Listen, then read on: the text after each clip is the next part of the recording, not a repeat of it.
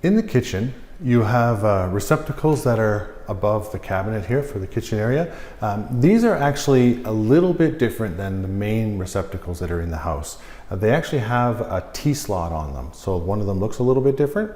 All that means is that there's a little bit more power. They're a 20 amp instead of a 15 amp circuit. So the normal appliances, all your regular appliances will still function. They're just a little bit more power to go around.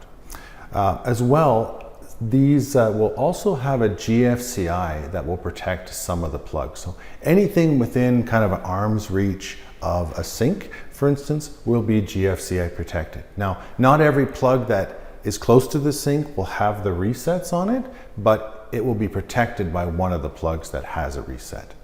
Likewise, your resets may also protect an island plug if there's a sink located in your island. The biggest thing to remember with it is if the plug doesn't work, within the kitchen itself, there will be a reset. And remember that the top button resets it. And if you look at the little light, if the light is green, that means that it's on.